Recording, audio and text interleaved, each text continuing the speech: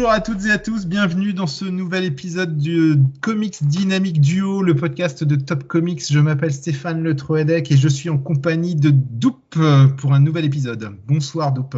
Ouais, bonsoir Stéphane, et puis bonjour à tous ceux qui nous écoutent. Exactement, bienvenue dans ce podcast où nous allons parler aujourd'hui de Mister Miracle, mais comme je n'ai pas forcément la fibre anglaise, je dirais souvent Mister Miracle parce que je trouve que ça sonne mieux. On va, passer une quarantaine de minutes ensemble sur cette mini-série. Alors quand je parle de Mister Miracle, je parle de Mister Miracle de Tom King et Mitch Gerads, la mini-série en 12 épisodes, sortie il y a maintenant quelques années, je ne me souviens plus précisément, je crois que c'est... Ouais, je sais. Peut-être 8 ans, non ? Ouais, ça 2019, 2019. Donc. Ouais, voilà. Bon. Donc on va spoiler. Donc si vous n'avez jamais lu Mister Miracle, allez le lire. Arrêtez d'écouter ce podcast, allez le lire et revenez. Oui. Mais bon, c'est vrai que vu le... On va spoiler comme des gros cochons. Exactement. Alors... oui ou non, Mister Miracle, en un mot, voilà. Tu le conseilles ou tu le conseilles pas? Ah bah moi, carrément oui. Voilà. Alors, oui. pour préciser, c'est une mini-série de 2017 aux USA, publiée en 2019 chez Urban. Et moi, c'est un de mes bouquins préférés de ces 10 dernières années. D'accord. Donc pour moi, ça ne peut être que oui. Il va y avoir baston parce que pour moi, c'est non. Je pourrais dire que c'est une grosse merde, mais non, c'est pas vrai, c'est pas une grosse merde. C'est largement surcoté par rapport à ce que c'est réellement. Voilà, donc il va y avoir baston c'est la guerre. C'est la guerre dans le Dynamic Duo. C'est Damian contre Batman. Et je tiens juste à préciser que pour une fois, c'est pas moi qui vais faire le vieux grincheux. C'est vrai, c'est moi qui vais faire le vieux con qui râle contre les comics. Voilà. Je fais une petite remise en contexte très rapide. Donc, Mister Miracle, c'est un personnage qui est créé par Jack Kirby à l'occasion du Quatrième Monde. Le Quatrième Monde, petit rappel. Donc, c'est un ensemble, c'est une espèce d'univers cosmique que Jack Kirby a créé dans les années 70 lorsqu'il est arrivé chez DC Comics. Je parle sous le contrôle de Doup, évidemment. Alors là, complètement. Il a claqué la porte de chez Marvel et...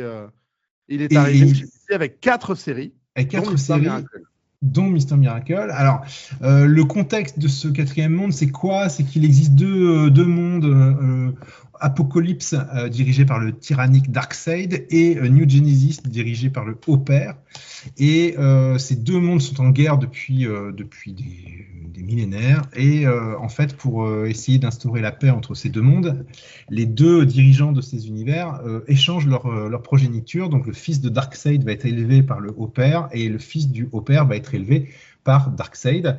Et le fils du Haut-Père, c'est donc Scott Free, alias Mister Miracle. Et donc Mister Miracle va être élevé dans l'univers terrifiant d'Apocalypse, j'ai toujours du mal à le prononcer. Et pendant... Ouais, c'est pas simple. Et donc, il va être torturé par les sbires de Darkseid. Et l'une des particularités de Scott Free, alias Mister Miracle, c'est qu'il a la capacité de s'échapper, de s'évader de tout. Et il finit par s'évader de Darkseid pour arriver sur Terre. Ça, c'est raconté dans les aventures écrites par Jack Kirby. Et une fois qu'il arrive sur Terre, il prend l'identité d'un escapiste, c'est le terme qui est employé aux États-Unis. En France, on dirait... c'est peut-être un prestidigitateur spécialiste de l'évasion. Ouais, un illusionniste. Illusionniste, voilà. Sachant, vous savez, c'est ces personnes qui se ligotent, qui se mettent dans des situations où a priori on peut pas sortir du piège dans lequel l'illusionniste s'est lui-même mis. Et grâce à sa dextérité et grâce à des capacités hors normes, il finit par s'en sortir. Sauf que Scott Free, alias Mister Miracle, lui, c'est des capacités carrément surnaturelles et extraordinaires. Et donc, voilà, il devient un super-héros sur Terre. Voilà un petit peu pour la mise en contexte. C'est important quand même de le rappeler parce que c'est vrai que sinon, c'est un peu... Alors, dans le bouquin, c'est expliqué. Les premières pages expliquent ce que je viens de vous résumer. Alors, c'est un récap qui n'existe que dans les versions collectées, enfin que dans les TPB ou la version française, puisqu'il n'y est pas dans la série régulière en single, que moi j'avais faite en single en fait. C'est vrai, c'est vrai. Je ne sais pas si ça avait été parce que moi, alors pour être tout à fait honnête avec vous, moi, j'expliquerai pourquoi j'y allais très prudemment sur cet album tout à l'heure. Moi, je l'ai acheté dans la collection Nomade à 8 Très euros. bien. Je flairais je flairais l'arnaque. Hein. Tom King, je commence à avoir l'habitude. Donc, j'ai attendu la sortie en Nomade pour le lire dans cette collection. Et ce petit récapitulatif se trouve dans cette collection. J'ignore par contre si c'est le cas dans le gros album qui était sorti chez Je confirme, c'est dans le gros album Urban, c'est dans le TPB anglais. Par contre, c'est juste dans la série régulière quand elle a été, quand elle est sortie en single, il n'y avait pas ce petit récap. Voilà. Alors maintenant, de quoi ça parle, Doup Mister Miracle est signé Tom King et Mitch Gerads. Alors, Mister Miracle, moi je vais dire Mister Miracle, voilà, je l'ai lu en VO. Eh bien, on est à une époque charnière où, alors c'est pas vraiment dans la continuité d'ici, hein, puisqu'il y a des personnages très importants qui meurent. Donc, je pense qu'on est totalement hors continuité. C'est pour ça qu'on peut le lire sans problème. On y reviendra, mais oui. Il y a une guerre. Disons qu'on n'a pas besoin de prérequis, voilà. Disons que la guerre entre Apocalypse donc et puis New Genesis fait rage. Et que Scott Free, donc Mister Miracle, qui est sur Terre et qui vit avec sa femme, Big Barda, qui est elle aussi une rescapée d'Apocalypse, se retrouve mêlé à la guerre. Sauf que voilà, notre héros, il va pas très très bien. Il fait une grosse dépression, on peut le dire. Ouais. Il commence à mélanger tout ce qui est réel et tout ce qui est imaginaire. Et d'ailleurs, sans spoiler, la première page, elle commence par notre héros qui est en train de s'ouvrir les veines, qui fait une tentative de suicide. C'est ça. Et donc, les 12 épisodes de la série, puisqu'elle contient 12 épisodes, vont nous raconter, alors quasiment hors champ, la guerre entre Apocalypse et puis New Genesis. Et puis surtout se concentrer sur l'histoire du couple qui est formé par Scott et Big Barda. Donc c'est plus un récit, on va dire, intimiste qu'une espèce de grosse fresque épique, puisque en gros la grosse guerre n'est qu'une toile de fond, à mon avis. Voilà. C'est d'ailleurs un des problèmes. Enfin, selon moi, effectivement, c'est-à-dire que tout l'aspect épique est relayé hors cadre, en fait. C'est-à-dire qu'on ne le voit quasiment jamais. Enfin, il y a quelques courts passages un petit peu plus épiques que la moyenne, mais on se concentre vraiment sur l'intimité du couple, grosso modo, et à de rares occasions, on va sur le terrain et sur le champ de bataille. Mais pour moi, ça pose problème. Mais alors, vous l'aurez compris, moi, j'ai pas du tout aimé. Bon, bref, vas-y, je te laisse continuer. Mais voilà, donc voilà, Tom King et Mitch Gerads, donc ils nous lancent un récit qui est pas du tout ce qu'on attend en fait. Surtout quand on connaît les New Gods, où c'était du Kirby et c'était des grosses batailles. Moi, j'aime pas le quatrième monde. Je suis jamais arrivé au bout, je dois l'avouer. Kirby étant pas spécialement ma tasse de thé, je sais, je vais choquer des gens, mais voilà. Voilà, Kirby, j'ai du mal. Il y a quelques trucs qui m'ont bien plu, Kamandi, Omak. Alors, le quatrième monde, moi, je suis presque hermétique. Et il se trouve que après, il faut remettre ce récit dans son contexte. Moi, je pense que si tu l'as lu il n'y a pas si longtemps que ça,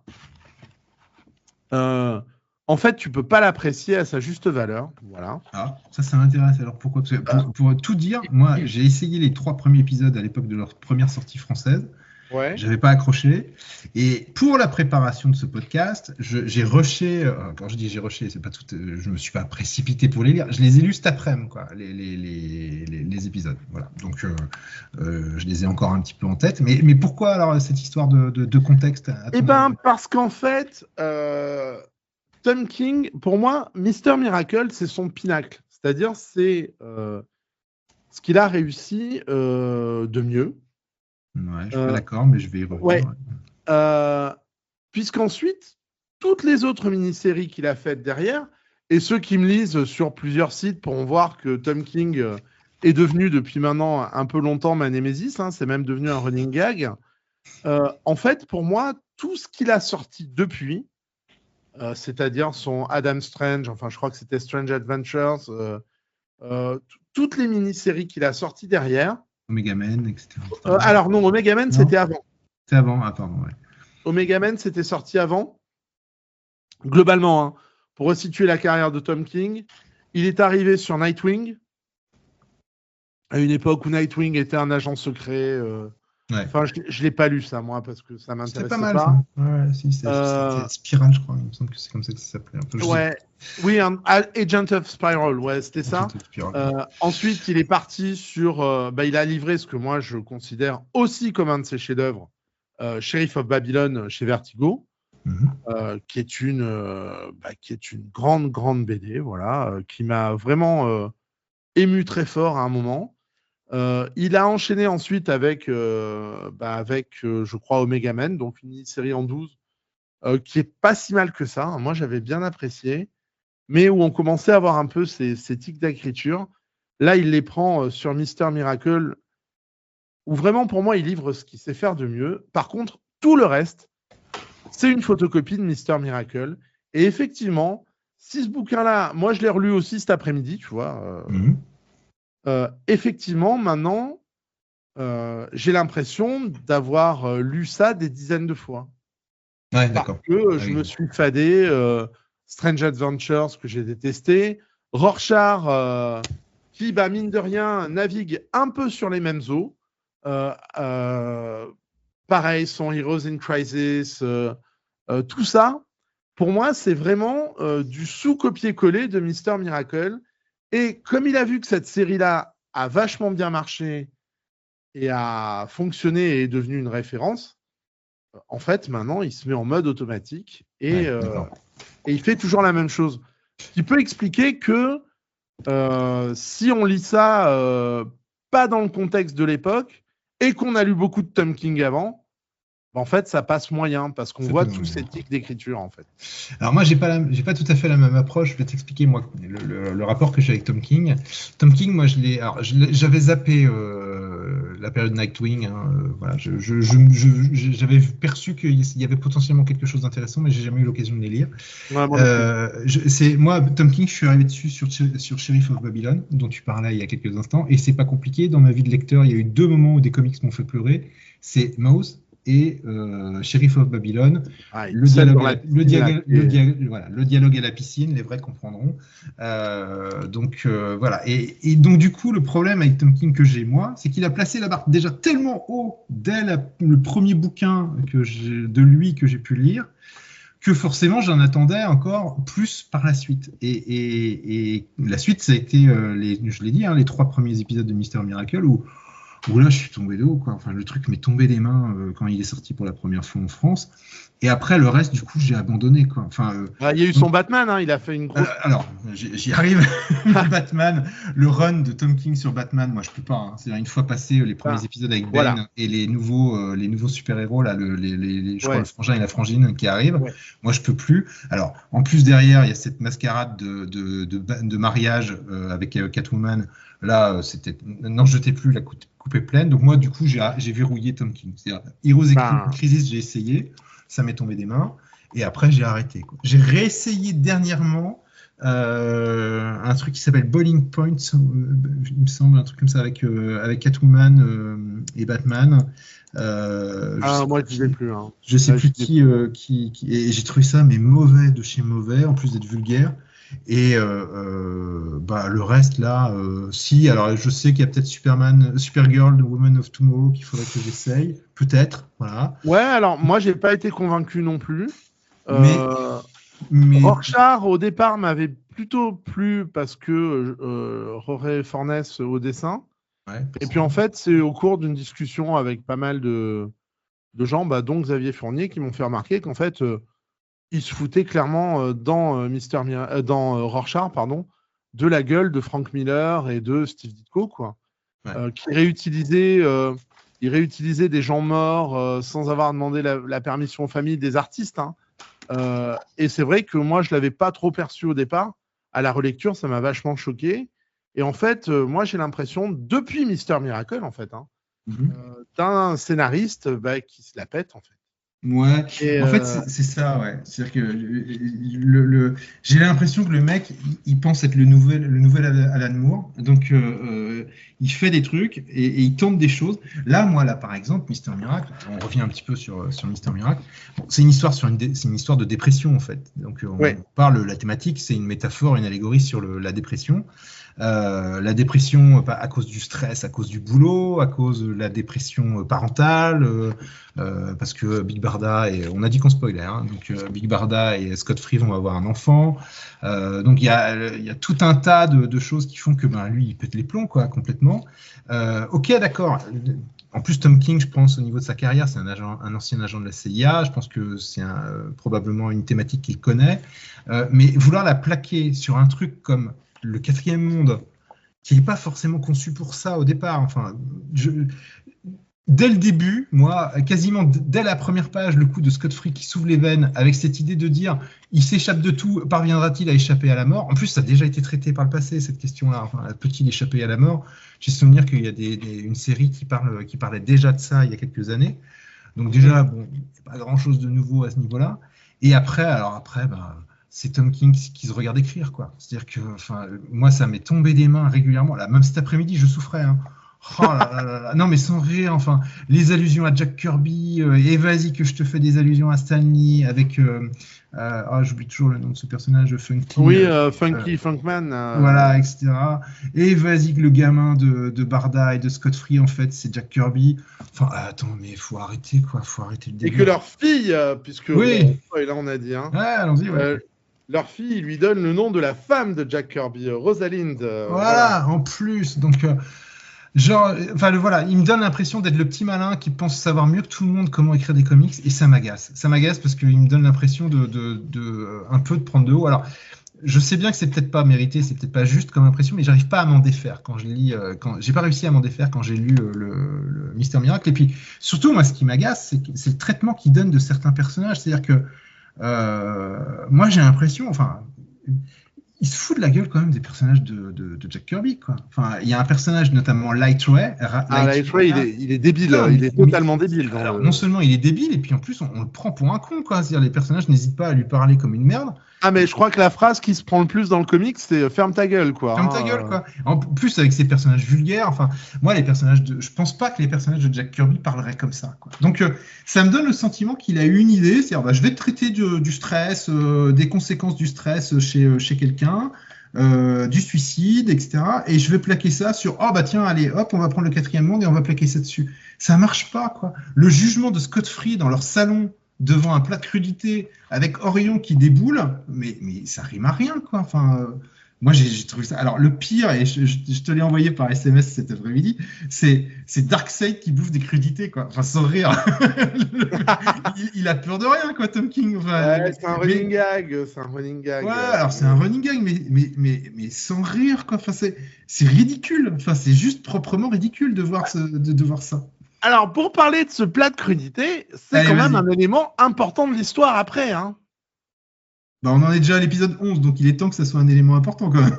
Oui, mais c'est là où est planquée la fameuse arme qui va régler tous les problèmes, quoi. Ouais. Que Darkseid ne voit pas d'ailleurs. Okay. Que Darkseid ne voit pas dans un plat. Il est quand même bien con là, Darkseid. Mais en même temps, ça explique aussi pourquoi il perd tout le temps. Mais c'est nul, quoi. Pardon, mais. Oui, mais. Moi, j'y crois pas un seul instant quand je le lis. Pour moi, justement, parce que, mais là, on en arrive sur la thèse. Voilà, alors, encore une fois, moi, je le replace dans le contexte. Tom King, j'avais lu Sheriff of Babylon. C'est tout. Je tombe là-dessus, je me dis, waouh, qu'est-ce que c'est bien écrit. Voilà, parce que pour moi, c'était nouveau. Je me dis, le gars, il arrive à faire des références sur les auteurs de comics, à reprendre des personnages, à leur donner une vision un peu intéressante, à prendre le lecteur totalement à rebours de ce qu'il attend, c'est-à-dire non, il n'y aura pas de combat épique, on va être sur un truc totalement intimiste, sur la vie de couple et sur ce genre de choses. Moi, ça m'avait bluffé.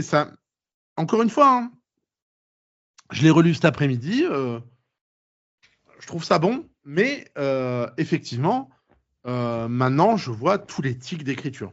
Ouais, je comprends ta position. Mais tandis que moi, pas, tu vois, parce que du Ouais. coup, c'est un peu neuf pour moi. Moi, vraiment, là où moi, ça a été insupportable, je crois que c'est l'épisode 7 ou 8. C'est l'épisode où ils se rendent sur Apocalypse et où ils discutent de l'aménagement de leur appartement pendant toute la scène d'action. Alors, ça, c'est un truc, c'était insupportable, quoi. C'est-à-dire Ouais. que, je ne sais pas si tu t'en rappelles, Oui, clairement. ils doivent arriver jusqu'à Darkseid. Ouais, je crois que c'est jusqu'à Darkseid. Oui. Je suis en train de regarder ça, voilà. Oui, c'est ça. Et donc, il y a tout un passage où, limite presque un peu jeu vidéo, où on les voit avancer en scrolling, en travelling latéral dans les cases. On y reviendra d'ailleurs sur les cases, parce qu'il y a un gros travail de Mickey J. Gerard, mais qui, à mon avis, s'est loupé. Mais bon, et pendant tout l'épisode où il y a de l'action, qu'est-ce qu'ils font? Ils parlent de comment ils vont aménager leur appartement. Alors, bon, tout ça, c'est pour aboutir au fait qu'elle va annoncer qu'elle est enceinte, c'est pour ça qu'il faut réaménager l'appartement. Bon, je suis pas débile, j'ai bien compris. Mais putain, 24 pages pour faire ça, quoi. Enfin, les blagues, c'est bien, mais les plus courtes sont les meilleures, quoi. Et là, c'est long. Et c'est pas la seule fois qu'il nous fait, où il désynchronise ce qui est montré dans les cases avec le contenu du texte. C'est-à-dire qu'il y a plein de fois, il nous fait le coup de montrer quelque chose qui n'a aucun rapport avec ce qui est en train d'être expliqué dans les bulles ou dans les cases. Ce qui fait que moi, ça m'a sorti encore plus. Et puis, encore une fois, cette idée de parler de l'appartement, de l'aménagement de l'appartement, c'est pas idiot. Enfin, je conçois que l'idée peut être intéressante, mais pourquoi nous faire un épisode entier avec ça? Waouh! Parce que les deux dernières pages de cet épisode, elles sont, c'est le cliffhanger de milieu de saison. Je crois que c'est l'épisode 6, où tu vois la mort, où tu vois la mort d'Orion, en fait. Ouais, c'est ça. Et puis Orion, moi j'avais souvenir que c'était un personnage, alors peut-être pas un personnage gentil et bon. Ah non, mais c'est le fils de Darkseid quand même. Hein. Ouais. Mais là, il a l'air d'un abruti et puis en plus il a l'air d'être un despote, quoi. Enfin, d'un despote total. C'est pas forcément le souvenir que j'avais d'Orion. J'avais plus un souvenir d'un personnage noble, un peu à la Flèche Noire, tu vois. Enfin, au-dessus. Moi, je suis pas. Encore une fois, je te dis, je suis pas un grand spécialiste du quatrième monde, mais. Ouais, pour moi, ça a toujours été une espèce de grosse brute, donc ça m'a pas plus gêné que ça. Après, oui, il y a tous ces aspects-là. C'est-à-dire que toi, ce qui te gêne, je pense, hein, c'est que tous les aspects épiques sont complètement parasités par des retours à des scènes concrètes et classiques de la vie normale, quoi, en fait. Ouais, et puis pour moi, les personnages qu'il utilise sont pas taillés pour raconter ce genre d'histoire. Ça m'a l'air, l'assemblage me semble artificiel dès le départ. Donc du coup, j'accroche pas. Et pour ça que j'apprécie ça, parce que donc là, on va rentrer peut-être sur la thèse que moi j'ai et qui font que pour moi ça fonctionne. C'est qu'en fait, pour moi, tous ces aspects complètement déconnectés de l'histoire. Pareil, quand il y a Funky Flashman, il me semble, qui s'appelle, meurt et revient l'épisode d'après.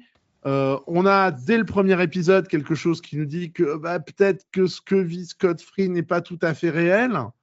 Alors, il y a une série télévisée que je conseille à tous nos auditeurs qui s'appelle Life on Mars, qui est une série anglaise qui ne fait que 2 saisons et il faut y aller parce que pour moi, c'est une des 4 ou 5 meilleures séries de tous les temps. Voilà. Alors, version anglaise, il y a eu un remake américain où là, il ne faut surtout pas y aller. Et en fait, pour moi, Mister Miracle, il est à peu près sur les mêmes eaux. C'est-à-dire que, alors la thèse que j'ai, la fin est totalement ouverte. Il n'y aura pas de réponse à la fin du bouquin. Pour moi, en tout cas. C'est-à-dire que on ne sait jamais si ce qui se passe ici, c'est vrai ou si c'est dans la tête de Scott. Et moi, j'ai une théorie qui me fait dire que, en fait, tout ce qui se passe dans cette série se passe uniquement dans la tête de Scott qui est soit en train de mourir parce que il s'est ouvert les veines, soit à l'hôpital, soit chez lui en train de déprimer. Pour moi, la seule scène qui est réelle, c'est les 2 pages du début. Ah oui, c'est-à-dire qu'en fait, c'est son agonie et c'est ce que son cerveau en train de déconnecter est en train de créer ou un truc dans ce goût-là. Et alors, encore une fois, j'ai deux choses qui me font dire, 2 ou 3 choses qui me font dire ça. C'est la scène où à un moment, alors dans l'épisode, je crois que c'est l'épisode 11, où on voit apparaître plein de super-héros. Ah oui, exact. Et où on lui dit, non mais tu vois, là il y a un autre monde où tu vas pouvoir faire des trucs vachement bien, retourne-y, qui est pour moi dire, reviens dans ton univers de super-héros de base. Il y a aussi cette scène dans l'épisode 12 dont on a parlé hors écran, où vous avez Barda qui se réveille et il y a Scott qui est en train de prendre sa douche et de se raser. Et toi, tu l'as dit comme une blague au début, quand on a discuté, où tu as dit que ça faisait penser à la résurrection foireuse de Bobby et Wing dans Dallas, que les deux d'entre nous. Et où moi, je t'ai répondu, oui, mais pour moi, c'est une référence. Et effectivement, donc tu m'as dit que tu étais allé voir. J'étais allé regarder, parce que je t'ai envoyé par SMS, putain, un Darkseid qui bouffe des crudités, qui bouffe des carottes, c'est ridicule. Et puis, tu me dis, oui, non, mais tout ça n'existe pas. Et je te réponds, oui, c'est l'effet Dallas. Tu me dis, c'est exactement ça. Alors, du coup, je suis allé voir. Et effectivement, la scène de la douche où, Scott Free est en train de se doucher, ressemble dans la composition un peu à la scène de Bobby sous la douche dans l'épisode où on découvre que non, en fait, les épisodes que vous veniez de voir, les derniers épisodes là qui ont été diffusés, tout ça n'était qu'un rêve, hein, voilà. Et donc je te laisse reprendre la main c'est ça. Et pour moi, en fait, tout se passe dans la tête de Scott. Et ce qu'il y a pour moi de vraiment bien, c'est qu'à la fin, donc, on lui propose le choix de redevenir un super-héros classique au sein de l'univers DC classique, et que lui dit, allez tous vous faire voir. Moi, je reste dans mon rêve avec ma version plus ou moins idéalisée d'une famille. J'envoie tout le monde balader et c'est comme ça. Et c'est comme ça que moi, je l'ai pris, en fait, le bouquin. Moi, de toute façon, arrivé à ce moment-là, moi j'étais déjà cramé, donc j'en avais déjà plus grand-chose à foutre. Donc, même si je trouve l'idée assez séduisante, c'est-à-dire ce que tu dis est assez séduisant. Moi, j'ai bien aimé cette scène où on lui dit, voilà, tiens, il y a une porte de sortie, il y a une sortie de secours là. Enfin, certes, tout ça n'est que fictif, c'est de la fiction, mais ça peut te sauver. J'aime bien l'idée que la fiction et l'imaginaire puissent sauver des gens. Mais de toute façon, j'étais déjà totalement désespéré à ce moment-là dans cette histoire. J'en pouvais déjà plus. Donc, en fait, c'est une série qui me foutu le cafard, ce qui est quand même complètement con, parce que ça traite de la dépression. Donc voilà, en plus, c'est contagieux. Au niveau du graphisme, moi, tu vois, par exemple, Mitch Gerads, j'aime beaucoup ce qu'il fait, généralement. Il fait partie de ces artistes qui, je trouve, sont un peu dans la même veine que Alex Maleev, par exemple. Le regretté Alex Maleev, parce que du coup, lui, on l'a perdu depuis son Daredevil, en fait. C'est vrai. Immonde. Je sais pas, il est passé à l'ordinateur ou je sais pas quoi, mais. J'ai relu ce qu'il faisait auparavant. Qu'est-ce que c'était bien ce qu'il faisait au début. Le Batman No Man's Land. Ouais, le No Man's Land, là, c'était vachement bien. Et donc, je trouve que Gerads, il est un peu dans cette veine-là. Il y a la Big Barda me fait aussi parfois un peu penser à ce qu'il y avait dans Alias avec Jessica Jones et le style de Gaydos aussi un peu. Ça m'a fait un peu penser à ça de temps en temps. Oui. Mais alors bon, tout ça est plombé par un carcan qu'ils se donnent tous les deux, Gerads et King. On va faire un gaufrier en 9 cases. Donc chaque planche quasiment, c'est 9 cases de dimensions identiques. 3 par 3. 3 par 3.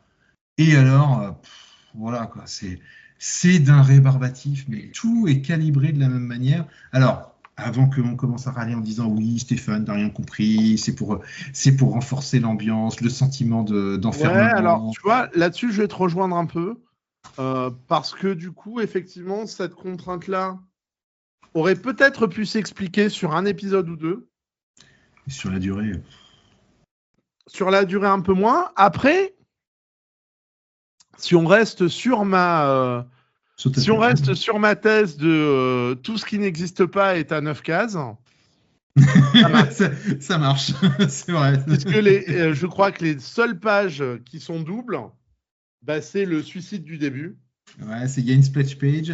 Non, alors, ça démarre par une splash page, le plein visage de Scott Free. Ouais. Ensuite, tu as la double splash avec le fait qu'il se coupe les veines. Et ensuite, tu as une 4e page où tu vois un petit garçon, alias un certain Jack, Kirby de son nom de famille, qui dessine et qu'on retrouvera un peu plus loin dans l'album, dans le dernier épisode.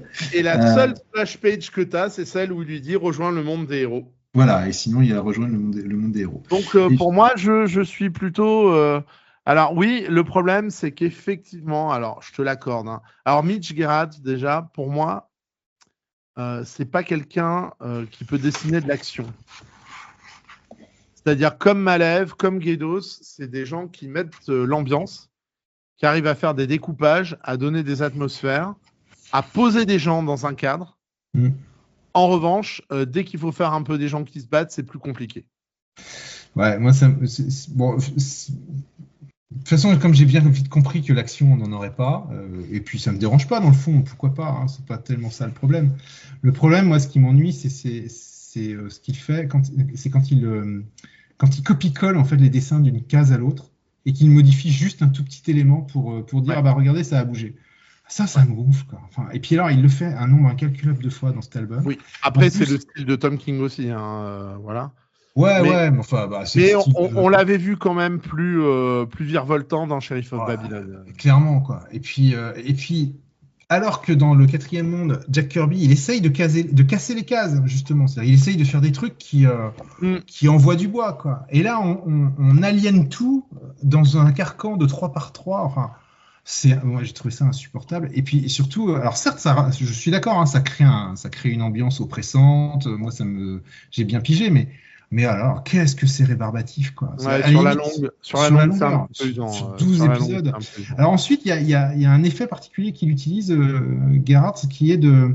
Ouais, et puis là, je suis sur cette case avec la référence au Christ et tout, etc. Enfin, c'est méga lourd. Oui, on a bien compris que Scott Free, c'est aussi une allégorie du Christ. Enfin, tu n'es pas obligé de nous faire un truc comme s'il était sur la croix alors qu'il est en train de coucher avec sa femme et de jouer à des jeux bondage, quoi. Enfin, on avait bien pigé, tu n'étais pas obligé de le faire comme ça. Bon, bref. Après, on vient de dire c'est une œuvre subtile. Bon, bref. Moi, il y a un truc qu'il utilise beaucoup, Gerads, c'est des espèces de parasitage dans l'image. C'est-à-dire que tu as parfois tu sais, sur les anciennes vidéos, quand, à force de rembobiner ou d'accélérer, ça créait des parasites sur l'image et ça modifiait l'alignement des droites, des verticales. Ça intervient assez régulièrement dans ces planches. Et pareil, on a parfois même des parasites, c'est-à-dire des bandes qui apparaissent. Et ça, j'ai trouvé ça intéressant. Enfin, graphiquement, c'est un truc que j'avais jamais vu. Il faudrait que je regarde quelles cases sont parasitées comme ça. T'en as plein. Mais pour moi, c'est encore plus un sens de dire ce que vous lisez n'existe pas, quoi. En fait, tout n'existe que dans la tête. Mais pourquoi avoir pris un visuel lié à la vidéo, tu vois, enfin, parce qu'il y a quand même beaucoup de choses. Il passe à la télé. N'oublions pas quand même que Scott Free, son boulot, c'est de passer à la télé pour faire des tours de magie. C'est vrai. Donc là-dessus, tu as peut-être une réflexion sur les écrans, alors peut-être pas à ce niveau-là, mais pareil, tu regardes la couverture du truc Urban, alors je sais pas quelle est la couverture du Nomade, c'est Scott avec 12 000 caméras pointées sur lui, quoi. Ça, c'est la 4e de couve. Sur la couve du Nomade, c'est le visage, c'est une pleine page sur le visage de Scott Free, à moitié Mister Miracle, à moitié Scott Free, puis avec des parasites, justement, vidéo sur l'image. Là, tu vois, c'est vraiment lui avec des tonnes de caméras pointées sur lui. Parce que c'est ce thème aussi, hein, qui est dans le comics, qui est de dire je suis toujours scruté par tout le monde, en fait. Quand il sort de l'hôpital, il y a des tonnes de paparazzi qui lui disent pourquoi vous avez fait ça, etc. Pour moi, c'est la pression qu'il subit, en fait, de la part des médias. Donc, le fait qu'il y ait ça est pas mal. Ce qui m'a gêné à la relecture, tu vois, c'est toutes ces allusions, alors pour le coup très très lourdes, à Kirby et à Lee, quoi. Là, pour le coup. Bah, le Funky Flashman, là, par exemple, c'est super lourdin. C'est-à-dire que Scott Free et Big Barda, ils ont un fils, Jack, qui, à un moment donné, commence à écrire il est bébé, et Funky Flashman. Donc, Jack, le bébé, en fait, c'est Jack Kirby. Et Funky Flashman, donc Stan Lee, qui sert un peu de nounou au couple. Oui, dit comme ça peut paraître un peu bizarre, mais à un moment donné, il commence à expliquer à Scott Free ce que son fils a l'intention d'écrire. Il met des mots sur les pensées du gamin, quoi, en quelque sorte. Donc il y a donc une allégorie sur le fait que Stan Lee mettait des mots sur les idées de Jack Kirby chez Marvel. Alors, il y a une anecdote assez rigolote pour te dire à quel point, mais ça moi je l'avais pas vu à la première lecture et puis je l'ai découvert après.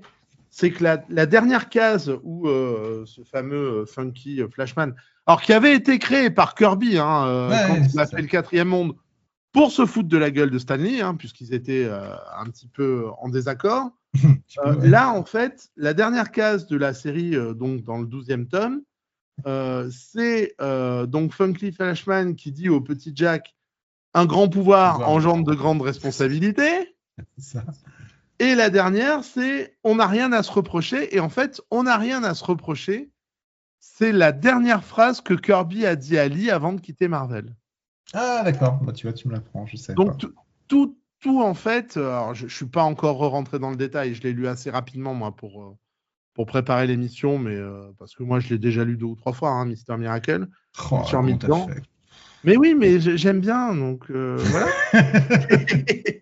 Je l'aime bien, c'est le seul truc de Tom King que j'aime bien avec Sheriff of Babylon. Alors, bon, par contre, les dessins, Gerard, j'ai critiqué le gaufrier et tout, etc., mais moi j'aime beaucoup le travail de texture, par contre, qui fait avec les fameux points, l'impression à points, avec le côté un peu, je vais pas dire crade de son dessin, parce que c'est pas tout à fait ça, mais il y a de temps en temps des petites projections. Oui, non, mais c'est pas un dessin Linkler à la Michael Red, par exemple, que j'aime beaucoup aussi, mais c'est pas du tout comme ça. tu disais, on est vraiment dans la lignée d'un Michael Gaydos ou d'un Alex Maleev.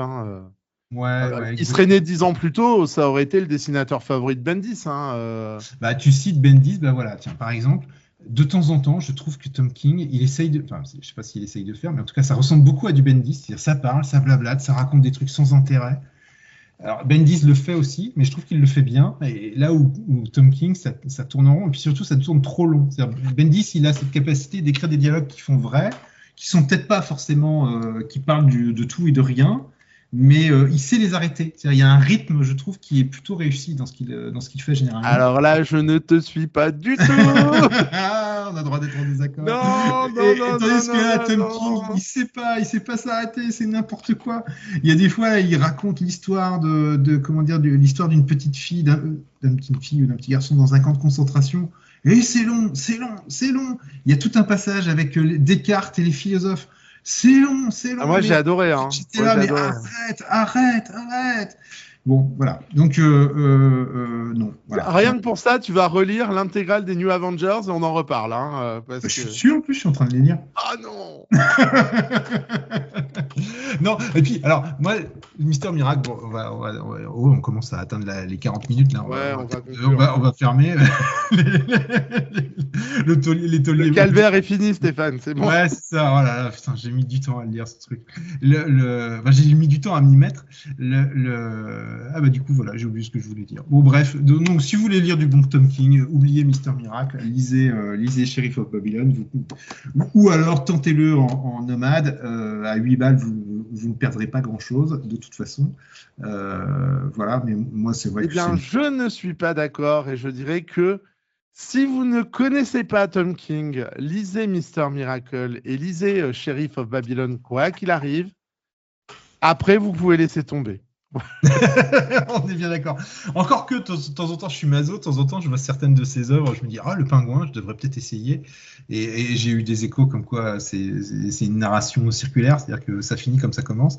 Donc, c'est même pas la peine. Je suis pas allé. Et pourtant, il y a des dessinateurs qui sont intéressants. Enfin, et crois-moi, j'en ai fait encore une fois pour les différents sites pour lesquels je travaille. Je crois que j'ai dû faire quasiment tout Tom King. Bon, ouais. Pour moi, tout ce qu'il fait depuis Mister Miracle n'est qu'un copier-coller encore plus prétentieux. Ouais. Donc, voilà. Tu vois, ça, là, Mister Miracle, je remets une petite couche quand même encore. Je trouve ça tellement pédant comme écriture. Ça me donne l'impression d'avoir été écrit pour les gens qui lisent pas de comics et pour s'excuser, entre guillemets, d'écrire des choses sur le quatrième monde. Alors, regardez, on va parler de choses quand même. Moi, je l'ai offert à plein de gens qui lisaient pas de comics, Mister Miracle. Et ils ont fui Je sais pas. Ils en ont pas parlé du comics. Faudrait que je leur demande. Je crois pas. Justement, je me disais, mais pour qui c'est en plus ce truc-là? Parce que c'est pas pour les gamins, clairement. C'est peut-être plus pour les quadras comme nous. C'est-à-dire, c'est vrai que moi je m'y retrouve. Les scènes avec les enfants, enfin les biberons et tout, etc., etc. On n'en a pas énormément parlé, mais voilà, je m'y retrouve aussi. Mais de là à ce que j'ai envie de suivre sur 12 longs épisodes rébarbatifs, ça, non, quoi. Enfin, voilà. Sincèrement, j'apprécie l'idée, mais je pense qu'il aurait dû, à un moment donné, quelqu'un aurait dû lui dire, mais non, ça colle pas, quoi. Arrête. Ou alors, trouve d'autres personnages qui pourront mieux coller à ça. Donc, voilà. Je vais nuancer. Moi, j'y vois un truc émouvant et puis moi, j'ai trouvé que tout le travail autour de ça, il est plutôt pas mal. Et là, je te dis, je l'ai relu cet après-midi. Alors oui, j'ai retrouvé beaucoup de choses que je retrouve chez Tom King actuellement. La première fois, c'est très très bien passé et vraiment époustouflé par ce bouquin. Voilà. Donc lisez-le quand même, faites-vous un avis. Il est en nomade à pas cher à 8 €. Moi, je vous dis que c'est un des meilleurs trucs qui est sorti depuis 10 ans. Stéphane, beaucoup moins. Voilà. Exactement. Bon, la prochaine fois, on va se réconcilier autour d'un autre comics. On peut peut-être tout de suite en parler parce qu'on s'est déjà décidé sur le prochain. La prochaine fois, on va parler de All Star Superman de Grant Morrison et de Frank Quitely. Peut-être l'un des plus chouettes récits de Superman de ces 20 dernières années. Bon, ça n'engage que moi, mais moi, j'ai d'autres trucs, mais oui, effectivement, ça reste quelque chose de très bien. Voilà. Et avec l'arrivée prochaine du Superman de James Gunn, c'est peut-être l'occasion d'aller redécouvrir ce comics-là, surtout qu'il ressort en France au mois de janvier ou février, je ne sais plus, dans une belle édition chez Urban Comics. Ouais. Petit tour d'actualité, Doup, une petite toujours pareil, Bruce Lee, superpouvoir.com, Radio Grand Ciel, Principe Actif. Il est partout. Après, si vous voulez organiser des fêtes, des choses comme ça. Bar mitzvah. Voilà. N'importe quoi, des animations à Noël, etc. Vous savez à quelle porte frapper. Bon, bah écoute, Doup, on va laisser nos auditeurs ici. Je te remercie d'être intervenu. Moi aussi. Hein. Voilà. Et puis, comme d'habitude, n'oubliez pas, lisez des comics et partagez votre passion. À très bientôt. Salut. À bientôt.